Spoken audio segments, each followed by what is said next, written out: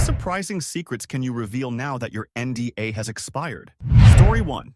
I worked for a big tech company that was developing a product that at the time was supposed to change the entire mobile industry. We were working on a smartwatch prototype, but we had to sign NDAs so restrictive that we couldn't even discuss it with our closest friends or family. The watch wasn't just any wearable. It had a built-in neural interface. You could control it with your thoughts. I was part of the team that helped develop the user interface. The idea was to make it intuitive so you could think about what you wanted to do. Open an app, make a call, send a message, and the watch would do it. But what most people didn't know was that we were struggling with the technology. The neural interface was super sensitive. It often misinterpreted simple thoughts. For instance, it'd think you were trying to send a text when you were just thinking about something completely unrelated. In the end, the project was scrapped.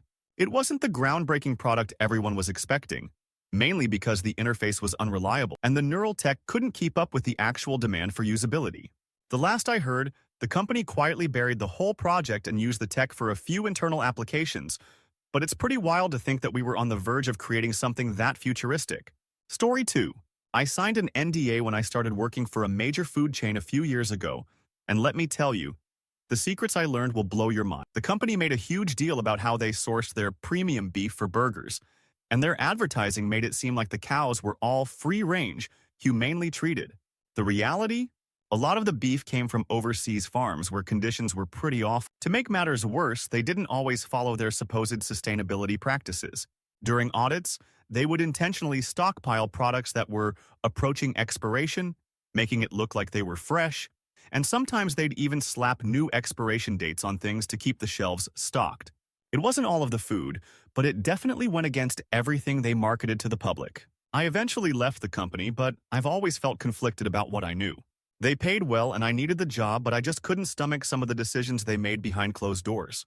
The product you think you're buying isn't always what you're getting, and the truth behind the curtain is pretty ugly. Story 3. I was hired as a security consultant for a large pharmaceutical company, and my NDA was a fortress. The whole time I worked there, I knew that something fishy was going on in one of the departments. They were working on a new treatment for a common disease that was supposedly going to change the way it was treated forever. The treatment was a pill, but what they weren't telling the public, or anyone outside of their inner circle, was that it didn't work nearly as well as advertised. The real kicker? They were rushing it to market before more rigorous testing was complete, because they wanted to capitalize on a current health trend. If they hadn't been so secretive about it, people might have realized that the side effects were more severe than the disease itself. Fortunately, due to some leaks from the department, the FDA delayed approval, and the project got pulled back for further testing. The company put up a public fight, but behind the scenes, they were looking for ways to repackage the same product with revised claims, just to get it out the door. It's really messed up when you see how business interests prioritize profits over actual safety. Story 4. I used to work as a software engineer for a well-known social media platform. You know the one. It wasn't until my NDA expired that I realized just how many of the features we rolled out were, well, essentially social experiments. Take the like button, for example. What users thought was a harmless way to show appreciation for a post was actually an incredibly sophisticated piece of data-gathering technology. The system tracked the type of posts users liked, how quickly they liked them, and even how often they returned to a post. All that data got aggregated and used to further manipulate content delivery. Here's the real kicker. They were testing different ways to make users more addicted to the platform. One of the most startling features they secretly tested was an AI algorithm designed to influence users' moods, sometimes making them feel more anxious or depressed, so they'd spend more time scrolling. It was terrifying to realize how little they cared about the mental well-being of their users as long as they kept them engaged. But hey, at least they paid us well while we helped create it. Story 5. I was a marketing manager for an online retailer that had some serious skeletons in its closet. One of the major projects I worked on was a sustainability initiative that they marketed as revolutionary for the retail industry. The whole campaign was based around how the company had shifted to using only eco-friendly packaging. But when the cameras were off, things weren't as green as they seemed. In reality, the company didn't make any significant changes to its packaging processes. They simply made a few cosmetic adjustments and recycled old packaging materials that were already available. They used the eco-friendly label as a marketing tactic to appeal to a growing consumer interest in sustainability without actually changing their core practices. The worst part? They knowingly sold products that were completely overpackaged, just so they could fit in more stock. They even ran a carbon offset program where they promised to plant trees for every order, but they weren't actually tracking how many trees were planted. I later found out that only a small percentage of the proceeds actually went to environmental efforts. Most of it stayed in the company's pockets. It's a huge shame to see how companies exploit public goodwill for profit under the guise of doing good. Story 6. I was a project manager at a huge construction company, tasked with overseeing the building of a multi-million-dollar skyscraper in a bustling city. We had the contract signed, the plans drawn, and the team assembled. The job seemed straightforward at first, but there was a dark side to the whole process I never saw coming. Behind closed doors, the company was cutting corners everywhere they could. The materials we were using were subpar: cheaper steel, less durable concrete, and shortcuts in the foundation that should have been flagged in the design phase. But the real bombshell came when I found out that the building's safety features were being compromised. The fire exits were made smaller than the blueprint stated, and fire-resistant materials were swapped out for cheaper alternatives to save costs. It wasn't until I overheard a conversation between the architects and senior management that I realized how much they were gambling with the safety of the people who would eventually occupy the building. I was furious. But I had signed a non-disclosure agreement that was designed to shut me up, and I knew I couldn't just leak this information without facing legal consequences. So, I left the company before the building was completed, but I still don't know what happened after I left. The project went ahead, and the skyscraper now stands as a symbol of corporate greed, with lives potentially at risk every day. Now that my NDA has expired, I can finally speak out. But I can't help but wonder how many other projects like this are happening, where profit is prioritized over people's safety. Story 7. I used to be part of a high-powered PR team for a luxury brand that catered to wealthy clients. One of our most successful campaigns was promoting a revolutionary new skincare line that supposedly contained the rarest, most effective ingredients sourced from remote areas of the world. It was all a lie.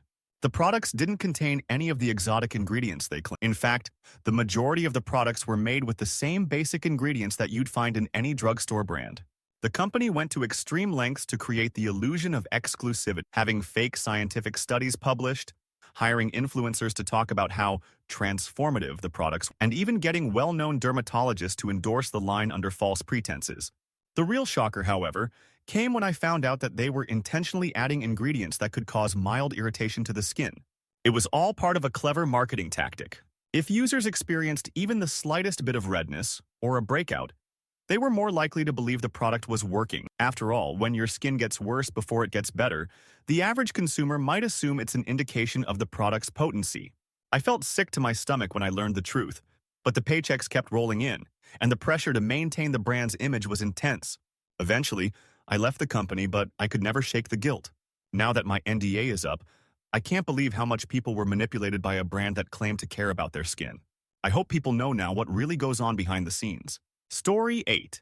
For years, I worked as a data analyst for a popular e-commerce platform. It was an exciting place to be, and I thought I was contributing to a forward-thinking company that made it easier for people to shop online. But everything changed the day I discovered how the company was using its vast customer data. We were told that our algorithms were designed to personalize the shopping experience for customers, making it more efficient. What we weren't told was that the company was using this data to intentionally manipulate buying behavior. They would target users with tailored ads based on their emotional triggers, tracking their browsing patterns, purchase history, and even their social media activity. We could literally predict when someone was most likely to buy something based on their mood. It didn't stop there. The company began to use predictive algorithms to adjust pricing in real time. They knew exactly when a customer was desperate to buy a certain product, and they'd raise the price just enough to maximize the sale without pushing the buyer away. It was terrifying how accurate the system was at exploiting vulnerable customers. People who were stressed, tired, or even hungry were more likely to make impulse purchases. I felt like I was contributing to something that was morally wrong, so I left. The company continued to fine-tune these systems, becoming even more advanced at using psychological tactics to drive sales. Now that my NDA is expired, I can only imagine how much further they've gone in using this data to manipulate users into spending beyond their means. Story 9.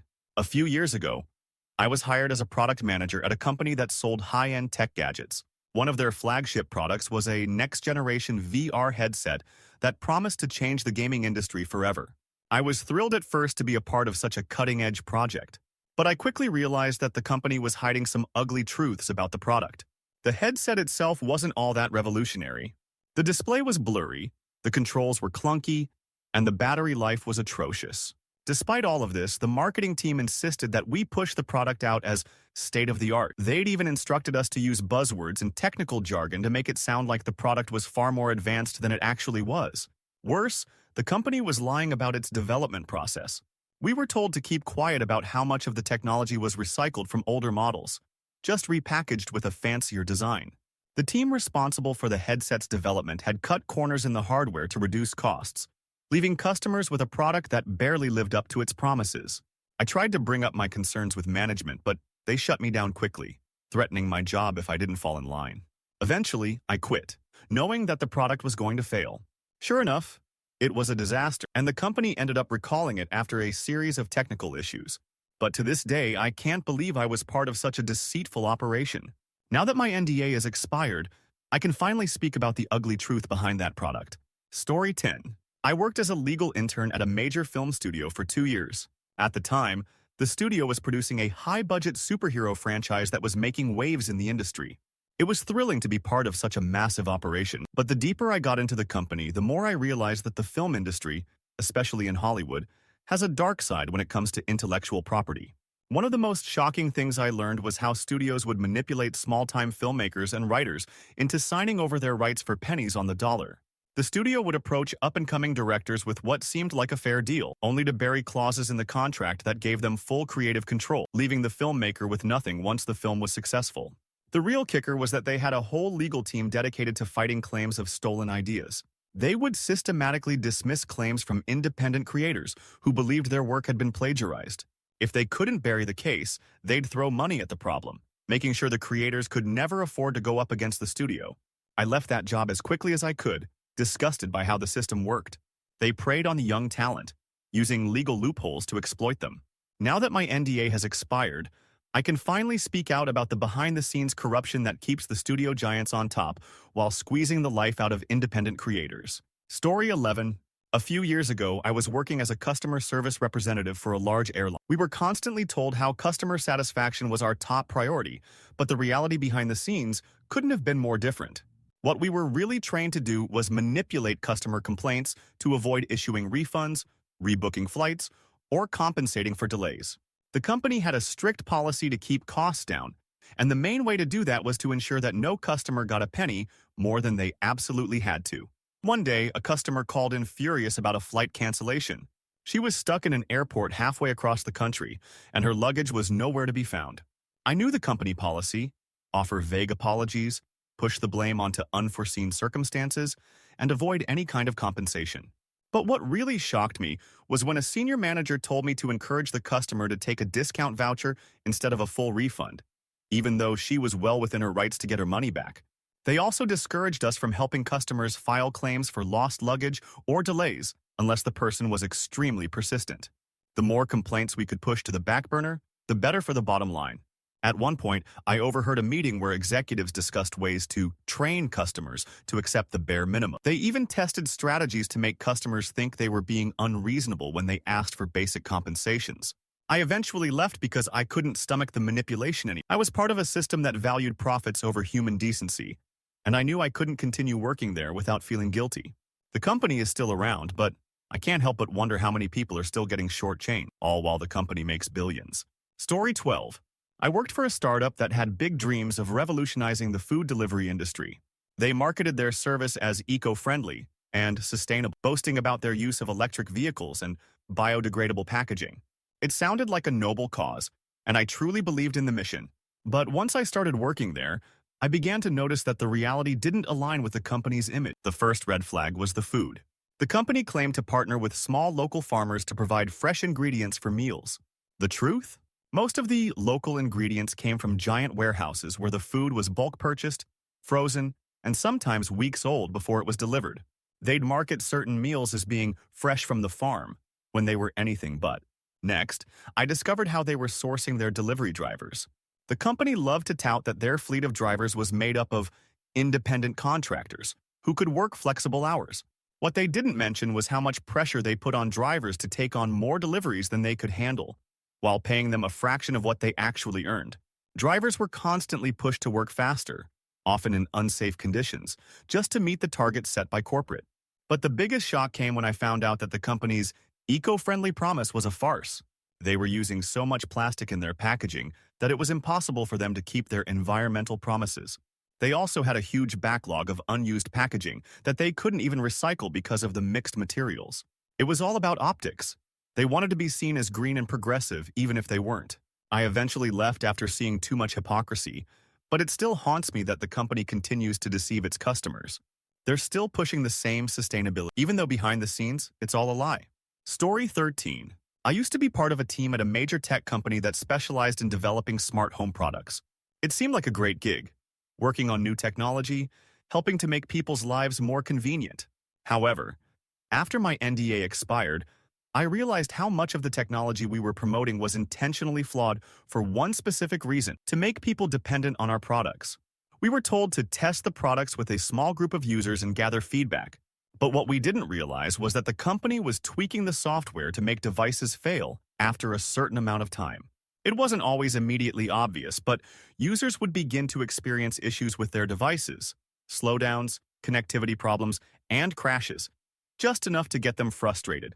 This was done intentionally so that customers would have to upgrade to newer models, even though their original devices were perfectly functional.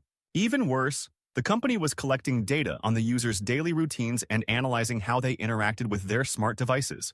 While it was presented as a way to improve user experience, what we were really doing was gathering intimate data on people's habits, which was then sold to advertisers. The idea was to create an ecosystem where customers felt like they couldn't live without the product, knowing that their every move was being tracked and used to sell them more stuff. It made me sick, but I was bound by my NDA. After I left, I learned that the company continued to push these practices, expanding the smart ecosystem and intentionally breaking things to drive sales. It's pretty disturbing when you realize that the tech we think is helping us is actually just designed to lock us in. Story 14. I worked at a prestigious ad agency that handled major campaigns for global corporations, including some of the biggest names in consumer goods. It was a glamorous job, but I quickly realized that the advertising world is built on lies and manipulation. One campaign I worked on stands out, and now that my NDA is expired, I can finally tell the truth. We were tasked with creating a campaign for a major brand of sugary snacks targeted at children. The product was full of artificial ingredients and sugar, but we needed to make it seem like a fun, healthy option. So we came up with a story about how the snacks were packed with essential vitamins and designed for active kids. We even created bright, colorful ads with fit, smiling children enjoying the snacks after playing sports. The truth? The product had no nutritional value beyond the added sugar, and the company had conducted zero studies on the long-term effects of these snacks on kids. In fact, the marketing strategy was all about encouraging lifelong brand loyalty, starting with kids. We carefully crafted the message to associate the snack with happiness, joy, and fun. Everything a kid could want, and nothing about the potential health risks. The parents were an afterthought. They were just a secondary target we had to appeal to by talking about moderation and balance. At the time, I was part of the machine, but I started questioning what we were doing. The kids who ate that junk now have lifelong associations with unhealthy eating habits. It's not just a product, it's a psychological trap.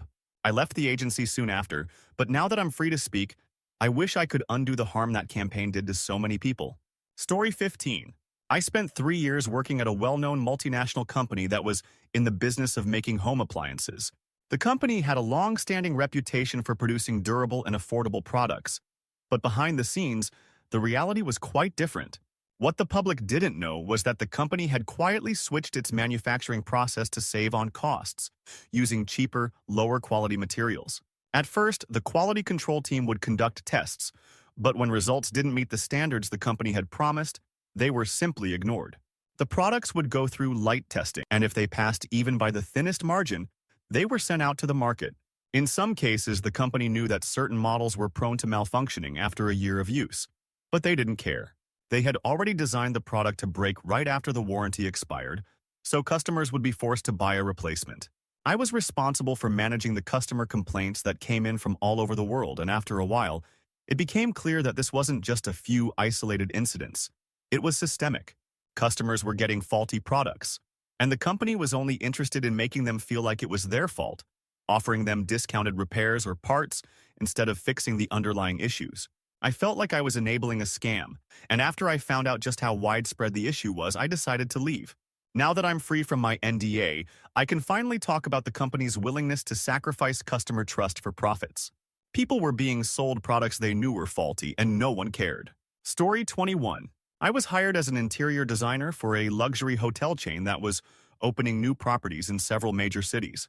The budget was enormous, and the expectations were sky high, but there was one thing I wasn't prepared for: the massive deception that lay beneath the glossy surface. The company had a reputation for offering a five-star experience for every guest, with luxurious rooms, top-of-the-line amenities, and an exclusive atmosphere. But the reality was far from it.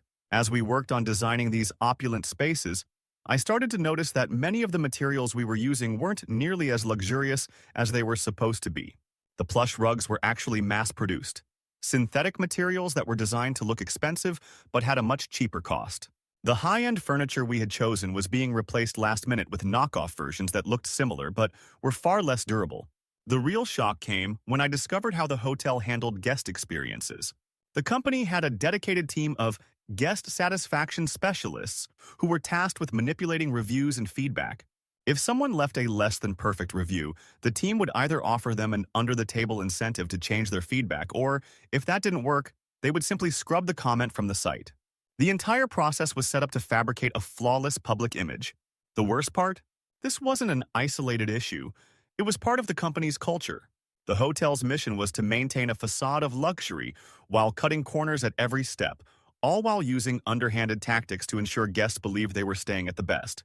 I couldn't stay after discovering how deep the deception went, and once my NDA expired, I knew I had to speak out. It's amazing how far a company will go to uphold a false image of perfection. Story 22. I was a software engineer working on a popular social media platform where I was involved in the development of its messaging system. The company was growing fast, and the idea of connecting billions of people around the world was exciting. But behind the scenes, things were very different from the idealistic picture we were all led to believe. One of the first things that became apparent was how the platform deliberately tracked and stored every message for a much longer time than we were told. Although the public-facing privacy policies made it sound like the messages were only accessible to the sender and recipient, internally, the company had full access to every chat, regardless of whether or not a user consented. The real purpose behind this was not to improve service. It was to create a vast trove of data that could be used for targeted advertising and market analysis. The developers were given a loophole that allowed us to access private conversations under certain circumstances, mostly for debugging or improvement purposes. But in reality, this was a clear violation of privacy. There was no transparency about the extent of data being harvested, and no one questioned it. All that mattered was the profit generated from collecting user data. The messaging system also had built-in features that were intentionally addictive. We were encouraged to make the notifications and interface as attention-grabbing as possible. We knew that people, especially younger users, would get hooked by the constant pings, leading to more time spent on the platform and more data being collected. I later found out that the company tested different notification schemes, some of which were designed to cause anxiety or trigger a need to check the app, knowing that the longer people stayed on, the more information could be harvested. After I left, I was glad to get away from it. But now that my NDA has expired, I realize how much of our work was about manipulating users into spending more time on the app, all while ignoring privacy concerns. The extent of data harvesting and emotional manipulation was far beyond what I had initially imagined. Story 23. I was part of a team that helped develop a new fitness app aimed at young adults. The concept was simple enough: track workouts, offer personalized fitness plans, and connect users with a community of like-minded people. However, as the app evolved and started gaining popularity, I began to see the darker side of the app's design and the company's intentions. We were told that our primary goal was to encourage users to live healthier lifestyles and motivate them to stick to their fitness goals. But the truth was that the company wasn't interested in helping people get healthier. They were focused on monetizing addiction to fitness tracking. We were encouraged to add features that made users feel guilty for skipping workouts or taking a day off, pushing them to open the app multiple times a day. The goal wasn't just to track fitness. It was to create a constant source of stress that would make people feel like they had to be on the app every minute of every day. The company also partnered with fitness influencers who were encouraged to promote weight loss goals and extreme fitness challenges, even though many of them were unsustainable and could be harmful. These influencers were paid large sums to glamorize dangerous fitness trends under the guise of wellness. We later discovered that the company was in talks with several brands to create in-app purchasing systems, where users could buy supplements and workout gear directly through the app, often through suggestions that felt more like pressure than personalized advice. I ended up quitting the job because I didn't want to be a part of a system that encouraged unhealthy habits disguised as wellness. Now that my NDA has expired, I can see just how toxic the fitness industry can be when the goal is to make money off people's insecurities, rather than actually helping them become healthier. Story 24. My first job out of college was at a global financial consulting firm. I was excited to be in the heart of the financial world, but quickly realized that the industry was built on more than just providing financial advice. It was about finding ways to hide assets and help wealthy clients avoid taxes. The company's clients were ultra-high net worth individuals who needed help with asset protection. And while the public-facing image was all about financial planning, behind the scenes, it was more about creating loopholes in shell companies to shield wealth from the tax authorities. One of the most shocking things I learned was how the firm helped clients create fake, charitable foundations to funnel money in a way that allowed them to claim tax breaks while never actually distributing any funds to those in need. The charities were set up with vague missions, designed only to look like philanthropic endeavors. In truth, the money was being funneled back to the clients in the form of tax-free dividends, while the so-called charities existed merely on paper. We also worked on advising clients about how to structure their wealth through international accounts and offshore investments, making it nearly impossible for tax authorities to trace where their money was going. It wasn't illegal, but it felt incredibly unethical. The company's entire business model was built around skirting laws and regulations designed to hold the ultra-wealthy accountable.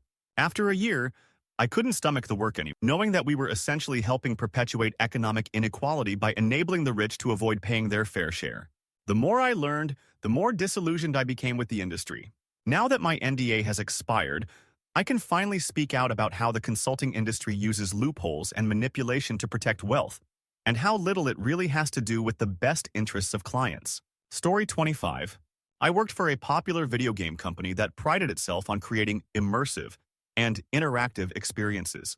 The company had released some of the biggest titles in the industry, and the team was known for pushing boundaries in terms of storytelling, gameplay mechanics, and visual design. But as I became more involved in the development process, I discovered a side of the industry that was far from the glamorous image we sold to players. The game we were working on had a massive online multiplayer component, and the company was using very shady tactics to maximize in-game purchases. The game was designed with a lot of pay-to-win features, but we were told to keep them subtle so they didn't look too exploitative. For example, the game would offer boosts and exclusive content through microtransactions, but players could only get the best gear and the most advantageous upgrades by paying real money. Those who didn't pay were stuck grinding for hours just to stay competitive. What disturbed me most was when I found out that the company had been intentionally tweaking the in-game economy to make certain items or characters extremely rare, creating a sense of FOMO, fear of missing out.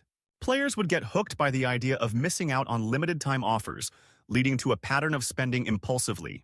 But it wasn't just the players being exploited, it was the development team too. We were expected to pump out updates that would encourage further spending, knowing full well that we were preying on the addiction of our fan base. I had to leave after realizing how much the company was willing to manipulate its players just to line its pockets.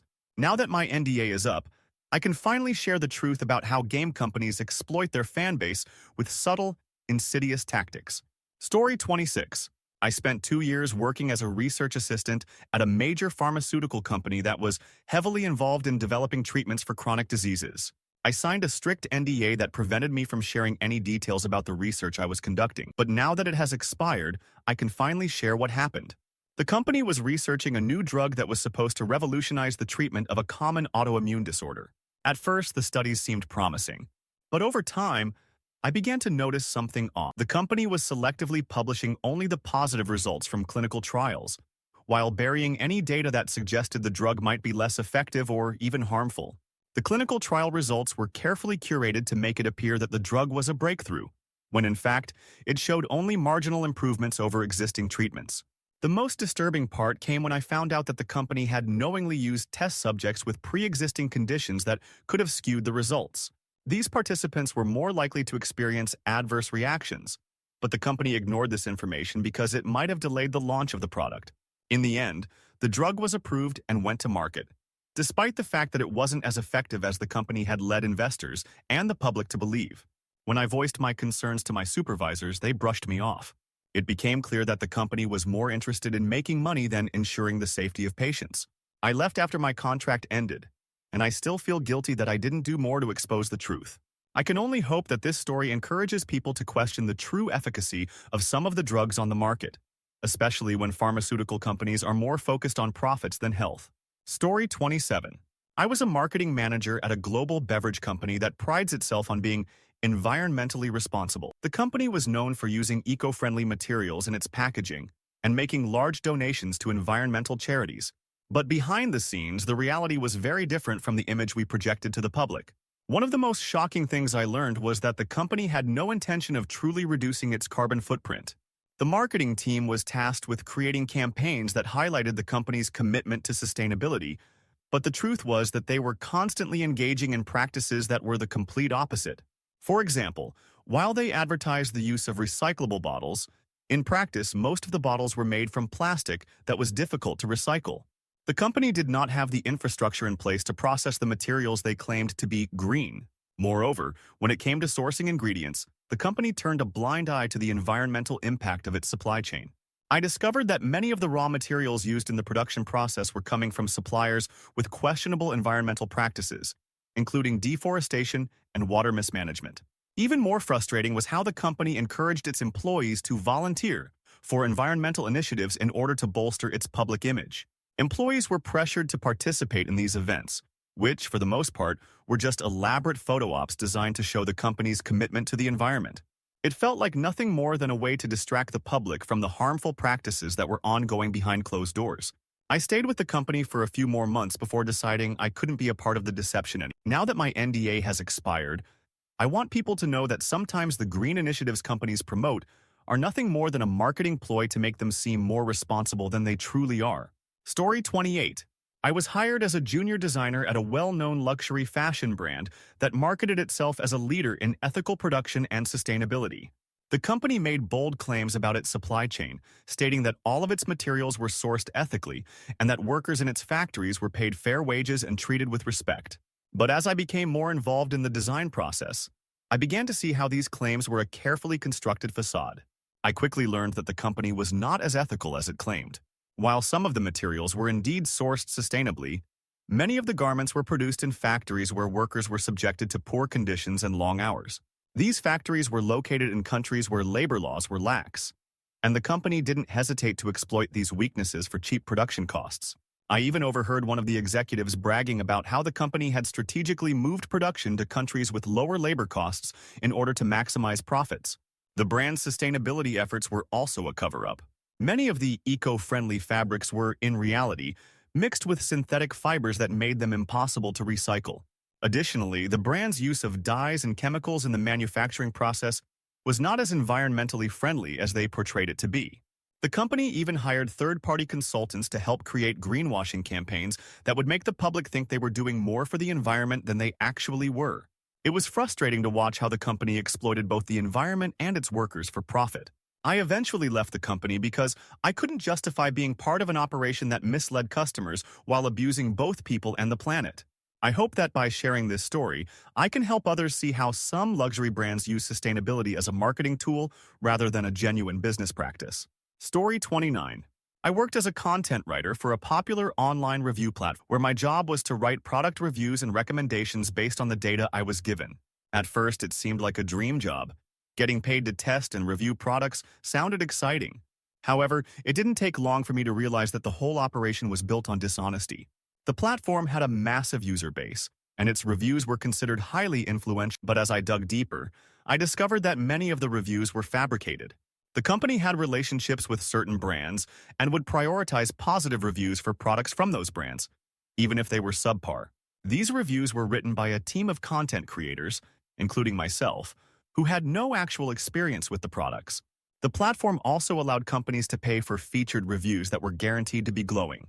These reviews were positioned at the top of search results, giving them the illusion of credibility. Worse, we were instructed to write reviews that highlighted only the positive aspects of a product, even if it had significant flaws that customers needed to know about. If a company didn't like a review or didn't want to pay for a featured post, it was often removed or buried under less favorable reviews. It was deeply unsettling to realize that I was contributing to a system that was built on fake reviews and biased recommendations. After several months, I decided to leave, knowing I couldn't be part of the deceit any longer. Now that my NDA has expired, I want to warn people to be cautious when relying on online reviews. They may not always reflect the true quality of a product. Story 30. I worked for a major telecommunications company, and the job seemed promising at first, providing customer service, helping people with their accounts, and offering support for technical issues. However, once I became more involved in the company, I began to uncover disturbing practices that left me questioning the integrity of the entire operation. The most shocking thing I learned was how the company was systematically overcharging customers, particularly those who had limited understanding of their billing statements. The billing system was designed to be confusing, with hidden fees and charges that customers weren't aware of. If someone complained, customer service was trained to give them a hard time, making the process of getting a refund or a credit so difficult that many people would simply give up. I also discovered that the company was engaged in aggressive upselling tactics. If a customer called in with a technical issue, we were instructed to upsell them on new services or equipment that they didn't need. We had scripts that we followed, which often felt like a blatant attempt to exploit customers. The company also had a team that monitored customer complaints, looking for patterns, and if they noticed that a customer had been calling in too frequently, they would flag that person for potential harassment, even though the customer was just trying to resolve legitimate issues. I was appalled by how the company treated its customers, and I couldn't stay silent any longer. After I left, I found out that these practices were widespread throughout the company, and I realized just how deeply entrenched they were in the company's culture. Now that my NDA is up, I can finally share the truth about how telecom companies often prioritize profits over customer satisfaction and transparency. Story 31. I worked as a junior analyst for a marketing research firm that handled client data for large companies in the retail sector. At first, I was excited to help create impactful reports that would drive business decisions. But as I delved deeper into the work, I realized that our company wasn't just collecting data on consumer preferences, it was actively manipulating consumer behavior. We would conduct surveys and gather data on customer shopping habits, which were then sold to big retail companies. But the worst part came when I learned how the company subtly altered the results to benefit the brands that were paying us. If a brand didn't like the feedback they received, we were instructed to massage the data to make it appear more favorable. This wasn't just about adjusting a few numbers. It was about crafting entire narratives that would make the product or brand look better than it actually was. One example that sticks with me was a major clothing brand that wanted to push a new line of clothing targeted at younger customers. When the survey results showed that the line was unpopular with the demographic, we were told to reword the feedback to highlight vague positives, such as, the design was innovative, or the colors were refreshing, even if the respondents had actually disliked it. This led to the brand believing they were on the right track and investing even more into the launch, which was, predictably, a flop. It was clear to me that the company cared more about pleasing its clients than giving them honest feedback. When I raised concerns about the ethics of what we were doing, I was told it was just part of the job. I eventually left because I couldn't stand being complicit in such deception. But now that my NDA is expired, I can finally share how companies manipulate data to serve their interests, regardless of the truth. Story 32. I worked for a major airline as part of their customer relations team. For the most part, the job was fine, but as I became more familiar with the company's practices, I was shocked by how they treated their loyal customers, particularly frequent flyers.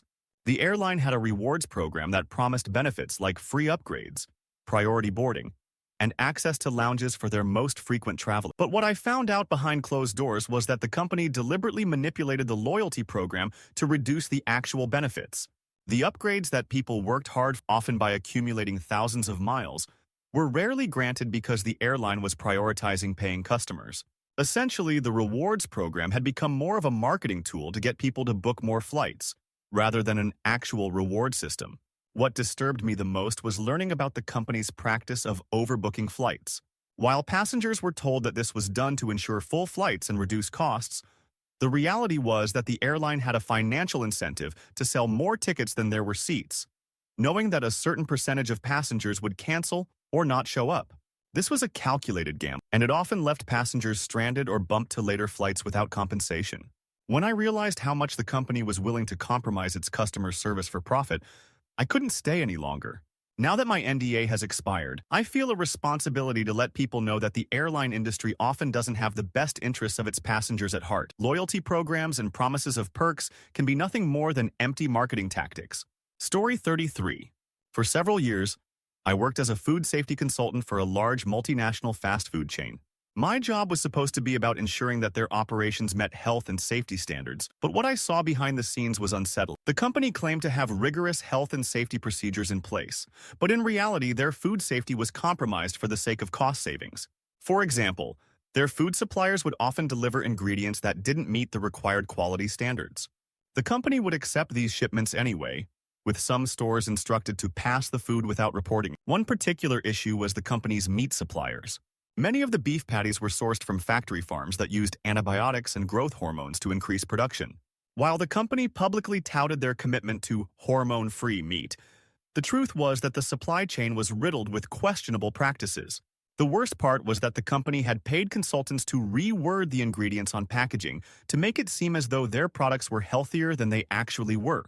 They would sometimes change the phrasing just enough so that it wouldn't technically be a lie, but it was definitely misleading.